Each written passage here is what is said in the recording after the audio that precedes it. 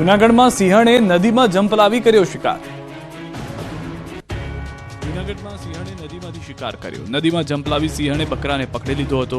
શિકારની શોધ કરતો હતો સિંહ ઉતાવળી નદી સુધી આવી ગયો હતો. ત્યારે સિંહણથી બચવા માટે બકરું પાણીમાં ઘૂસી ગયું, પરંતુ સિંહણે જાણે ભૂખી હોય તેમ ઉતાવળી નદીના ઊંડા પાણીમાં જંપલાવ્યું. બાદમાં એક દોડતા બકરાને પકડી લીધું. શિકારને મોઢામાં લઈ પાણીની બહાર નીકળી હતી.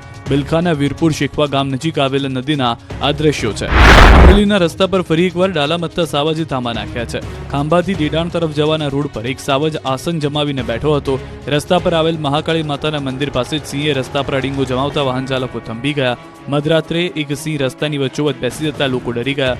થોડીવાર રસ્તા પર બેઠા બાદ સિંહ ત્યાંથી ઊભો થયો છે અને રસ્તાની એક બાજુએ ચાલ્યો જાય છે. આ દ્રશ્યો જોઈને અનેક વાહન ચાલકોએ પોતાના વાહનો થંભાવી દીધા હતા. ત્યારે વાંસદા વઘઈ રોડ પર મોડી રાત્રે રસ્તા પર દીપડો આંટા ફેરા મારતો જોવા મળ્યો. વઘઈ નેશનલ પાર્ક નજીક આવેલા હાઈવે પર દીપડાને પોતાની મસ્તીમાં ફરતો જોઈને રાહદારીઓએ પોતાના વાહનો થંભાવી દીધા. આ તરફ અમરેલીમાં વાહનની ટક્કરે દીપડાનું મોત થયું. સાવરકુંડલા મહુવા રોડ નજીક દીપડાનું મોત થયું. ઘટનાની જાણ થતાં જ વન વિભાગ ઘટના સ્થળે પહોંચ્યું.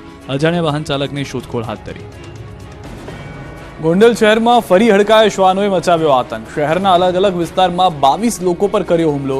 જુદા જુદા વિસ્તારમાં શ્વાને લોકો પર હુમલો કર્યો. નાના બાળકોથી લઈને મહિલા વૃદ્ધોને બનાવ્યા નિશાન. હડકાયા શ્વાને બચકા ભરતા શહેરીજનોમાં ભયનો માહોલ. ગોંડલ સરકારી હોસ્પિટલમાં સારવાર અર્થે ખસેડવામાં આવ્યા.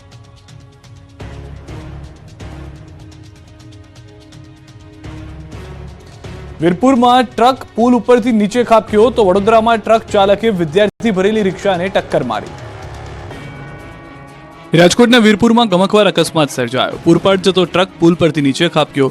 વીરપુર જેઠાબાપાના મંદિર પાસે પુલ ઉપરથી ટ્રક નીચે ખાબક્યો. ટ્રકનો આગળનો ભાગ ભાંગી જતા ટ્રક નીચે ખાબક્યો. જોકે સદનસીબે ટ્રક ડ્રાઈવરનો આભાત બચાવ થયો.